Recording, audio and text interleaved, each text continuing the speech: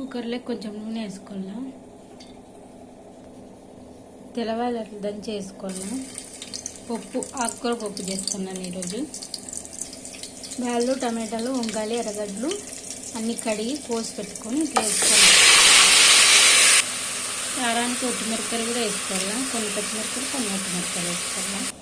కడిగి పెట్టుకున్న ఆకుకూర వేసుకోవాలా. ఆకుకూర అంతా వేసుకోవాలా. కొంచెం పసుపు వేసుకోవాలా, కొంచెం జీలకర్ర వేసుకోవాలా, కొంత చింతపండు వేసుకోవాలా. వేసుకొని బాగా కలిపి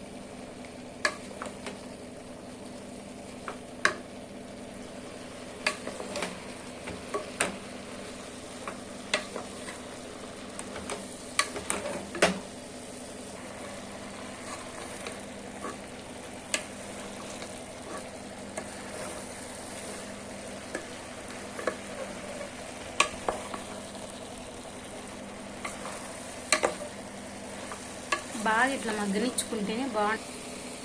తగినన్ని నీళ్ళు పోసుకోవాలా. 2 చెంచాలు ఉప్పు వేసుకోవాలా. 6 విజిల్లు పెట్టుకొని పప్పు ఉడికించుకోవాలా. జీలకర్ర ఆవాలు రెడీగా పెట్టుకోవాలా. బాండీలో కొంచెం నూనె వేసుకోవాలా. పప్పు ఇట్ల మీద పెట్టుకోవాలా. నూనె అయినాక జీలకర్ర ఆవాలు వేసుకోవాలా.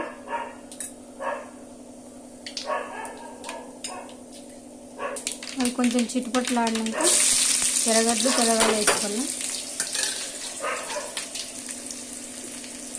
ఉద్దిబ్యాళ్ళు, శనగబ్యాళ్ళు కూడా వేసుకోవాలా.